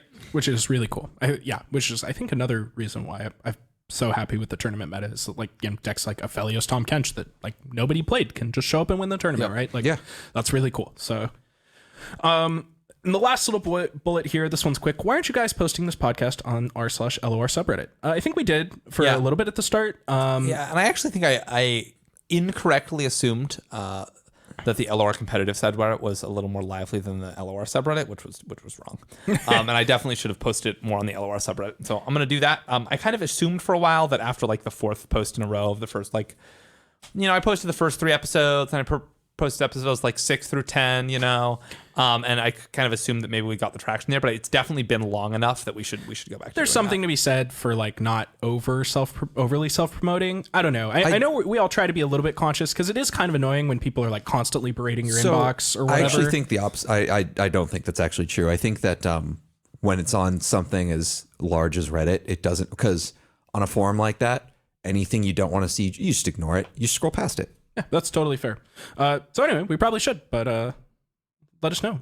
Where do you guys think we should be self-promoting? Should we self-promote more? So it's kind of a hard topic. Something we're not really good at. Yeah, either. it's also something we don't have a lot of experience at. Like, I don't know. Let us know. What do you guys think we should be doing? Would you care if you saw, 4 more episodes a week that added you in the Discord? Would you care if there were, a bunch more self-promotion things on Reddit, etc.? Yeah. Like, we're trying not to, we don't want to just like jam into people's face over and over again. Yeah. Because if you don't want to listen, that's totally fine. People have a lot of things to do with their time. You're wrong, but it's fine. Yeah, you're wrong, but it's okay. I don't hate you. All right. Our next question comes from Keon Spy. They say, last episode, you talked about a guy that is really good with aggro deck and how to optimize them. Is an idea to have him as a guest and make a special aggro episode on how to approach different matchups, the do's and don'ts, etc. A special episode on control, mid-range combo, etc. Would also be interesting. We've actually done things kind of like that in the past. We have done an aggro episode if you go back. We may need to do a better job of naming our episodes, things like that, so they're a little easier to find what they're about without listening to them. Perhaps. But that does exist. You can go back, and then I think we'll probably do an updated one. Yeah, I'm sure we're going to talk about, that aggro episode did focus quite a bit on Azir Irelia, I think. If I remember correctly. There was one about spiders before that. Maybe the one about spiders, earlier. Like way 5 weeks ago. Or patch, like you're right. Spiders was the best deck. Yeah. Okay. So there is one of those that we've talked about already. I think we actually have reached out to that particular individual about potentially being on an episode at some point. And it would be good. We could even. It's a great idea. I'm sure. I quite sadly will not be around next week. So if y'all want to replace me, so maybe I understand. We'll do some reaching out. All right. Our next question comes from Twilight. They ask, do you think aggro players in Runeterra get more hate than they deserve? Is it because of a frustration from the receiving end or some other reason? I think that aggro players, mid-range players, and control players, and combo players all receive more hate than they deserve. Yup, probably true. One, they deserve 0, and they receive more than 0. Second of all, I do think aggro in general, and I think aggro and control are the two most vilified. They are, for sure. And combo is pretty vilified. Yeah, but I think control is more vilified than combo just because combo is less frequent. That's fair. But when it's good, people are like, ah! Yeah, but like aggro in particular. So I think that the reason aggro is vilified is because people have this idea that aggro is brain dead, that nothing matters. Like any like a trained monkey could hit masters if you gave them discard aggro. We talked about this in episode 19. That's the one. You looked it up. Yeah, we talked about 19. spiders. Yeah, and it's first of all, it's just not true. Really hard. Yeah, aggro's really hard in this game. Aggro's we've talked about it a lot in other episodes, not just 19, but like it's very difficult. It's in particularly this game. It's very difficult in Legends of Runeterra, and I still think aggro decks are more difficult to play than control decks in this game. Yeah, I agree. I think that aggro does get a bad rap, probably because I actually think that is probably unique to this game. I think that in most card games, the slower mid-rangey controller decks are usually a little bit harder. I think that a lot of this stigma, this like stereotype, definitely comes from Magic, where the like aggressive burn decks are like widely regarded as the easiest deck to play. And it's true that like, it's not to say that there's no skill to be leveraged in piloting a burn deck or an aggro deck in Magic. There obviously is, but let's be honest, they're easier than like the mid-rangey or the combo decks usually are in Magic. And like, because Magic is it's very present in the collective zeitgeist of card games. Wow, that is far better than I looked for help phrasing it, and Noble knocked it out of the park with that one. Magic's just so ubiquitous and around that a lot of these tropes of aggro is easy to play, Humpty Dump, combos hard, yada yada, have bled into this community, and that's unsurprising. That's probably just going to be true of every card game probably for a very long time. But in this one, yeah, they really do get a worse rep than they deserve, because I think aggro is actively the hardest to play in this game. Yeah. Basically, anything that's good is what is getting hate the most. The other thing That's is also like true. the easy games on aggro feel much easier than the easy games on control. Yeah, But like the hard games are kind of flipped in my opinion. usually, yeah. Really, And usually really the hard. hardest games are really hard from both sides. So Very it's true. like- All right. Our next question comes from Kevinosaur, something like that. They ask, how do you feel about the eventual need for rotation? What would be the best system for this? Something more akin to Hearthstone with a specific card set that is evergreen and then everything else rotates around that? Or MTG? When should Riot preemptively warn the community of this upcoming development? There's a couple more people that added on to this question. This one caused a little bit of discussion.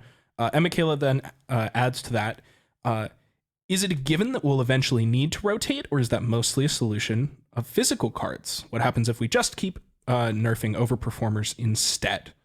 So what do you guys think? Do you think we're going to need rotation eventually? I don't know. I don't want to say need. If this game goes for like several more, like if this game goes for in like 2 years, it would be probably necessary. But before that, we could probably get away with not doing it. That being said, I think it'll happen before then.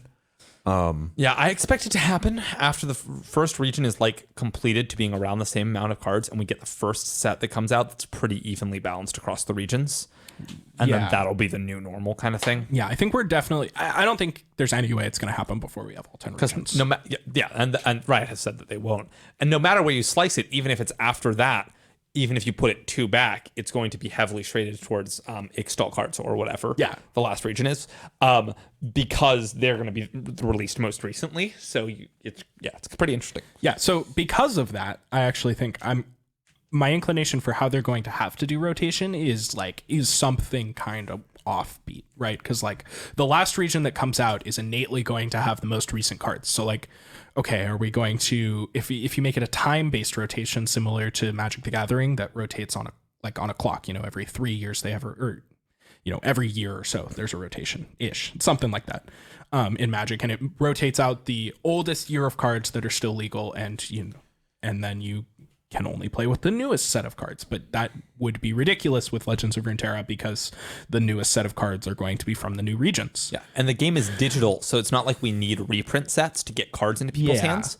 But I could totally see us being like, Ixtal came out, and then there's a supplementary set where it's just like, these are the quote-unquote cards in the newest set, and they're just like a picked group of cards from the past that are meant to be starting in this rotating format, and then kind of go from there.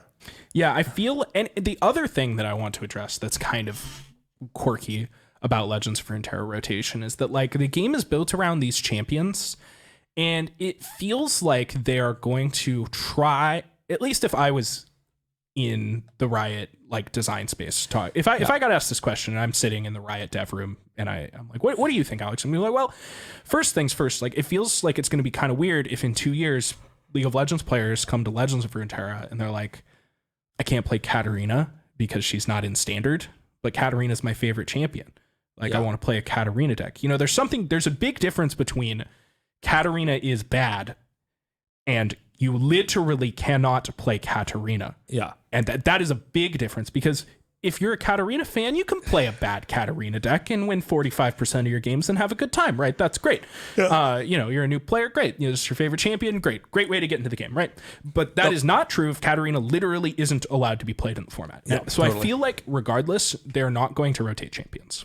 I have an inkling feeling. I feel like champions are going to be eternal, and it's probably just going to be groups of cards around them that rotate, because I just don't think, I feel like they're going to try to make it so that you can always play all the champions. Then it just keeps getting bigger and bigger, and like it never. Yeah, I mean, eventually we don't have a chance for the less.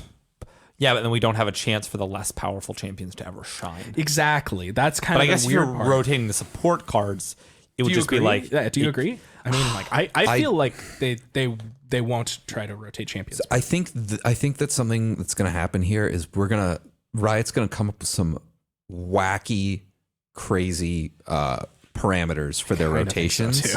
Yeah. And something that's very unique, very cool. I thought about this and I was like, well, they can't, like we just said, we can't do the time-based thing because it skews towards the newer regions.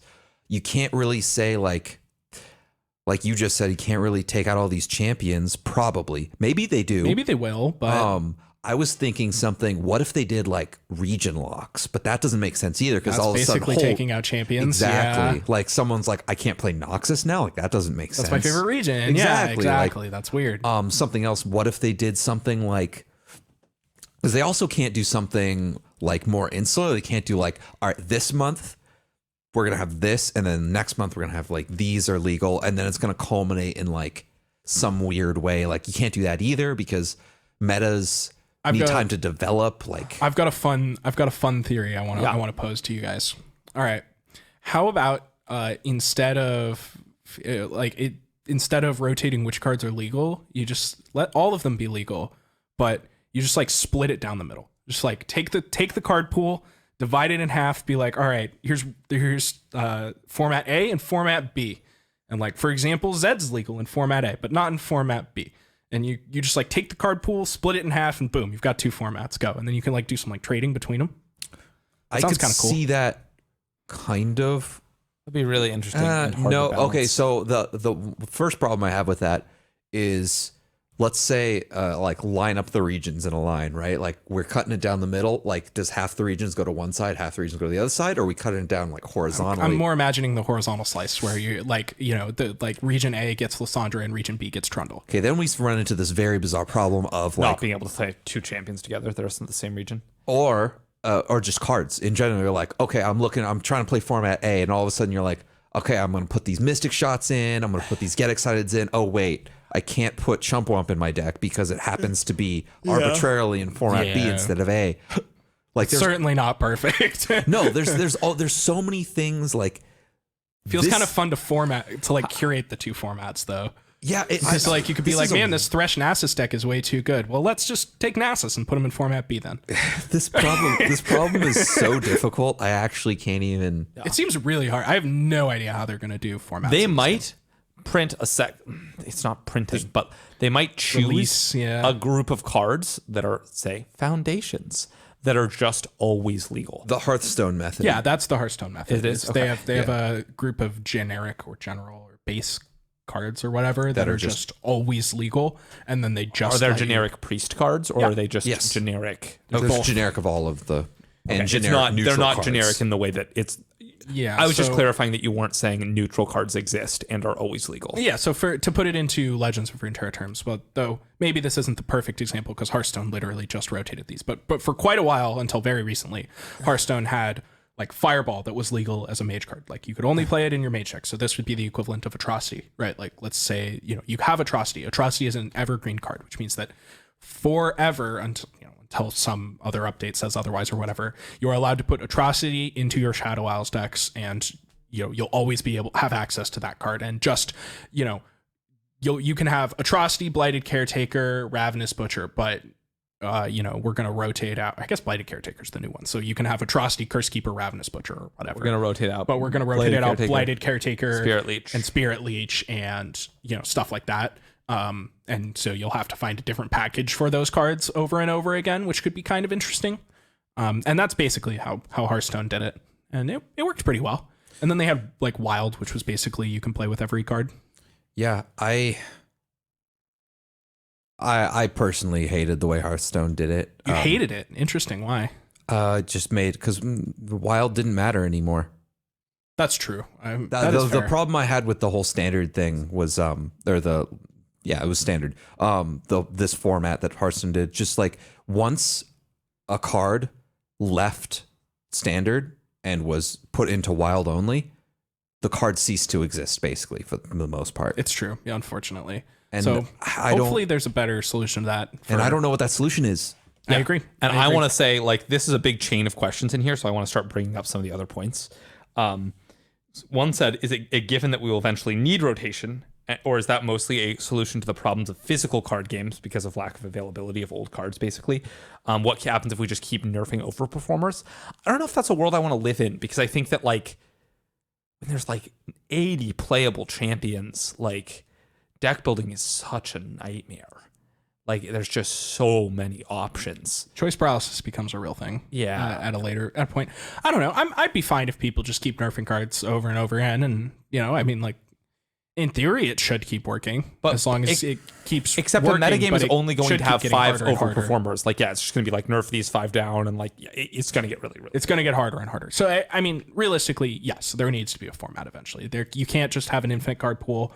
And if you do, the only way that stays in balance is if every new set is like usually just better than the last. That's generally the only way that you can have an infinite card pool is if the new cards are just always the best ones. Yeah, and so there's also the problem of there being not that many more Demacia champions in the game or whatever, right? Yeah, and like so there's not new champions. So maybe they'll print new versions of cards, or maybe they'll be like. The standard is that 8 champions in each region are legal, which means that a total of 80 champions are legal. Maybe it's 60, maybe it's 70, right? And then going forward, they're like, this is the new set, Draven and Katarina are still legal, but there's 2 new Noxus champions, and then the champions, the Noxus champions, but before that, Riven and LeBlanc are still legal, right? Or are still legal, and then the ones before that get axed. Sure. Right? The 2 most recent, the 2 new ones, and then 2 like evergreen ones like Draven Darius or whatever are still legal. That could be an interesting way to do it too. Yeah. There's a lot of potential ways that they do it. I'm curious to see how they do it. I think we're definitely going to get a format thing eventually. It's pretty much impossible not to have one eventually. But I am really excited to see. We're still a ways out, and I think that long ways. I think when they announce it, it'll be at minimum a season in advance, probably 2 or 3. I expect it to be 1 season in advance. Really? Yeah. I mean, I don't think because I guess I just don't need 3 seasons of notice. That's true for anything. Like 1 season would be plenty of time of notice for like, okay, like, hey, at the end of the season, like, we're gonna rotate a bunch of cards, like plan accordingly or whatever. Yeah, that's plenty fair. of time. It's not like I'm gonna go back, in the season when they announce that and make sure I craft all my cards that are rotating, right? Yeah. Like, nothing like that. Absolutely. All right. I think that brings us to a close on this episode. You guys have anything you want to add at the end real quick? No? All right. No. Looks like that'll be all. So I want to thank you all for listening. If you are not a member of our Discord, you absolutely should be. There's a link in the description of wherever you're watching this or wherever you're listening to this. We've been streaming on Twitch 6 days a week, twitch.tv/ChampSelectPodcast. And without further ado, we will see you all on the next episode of Champ Select.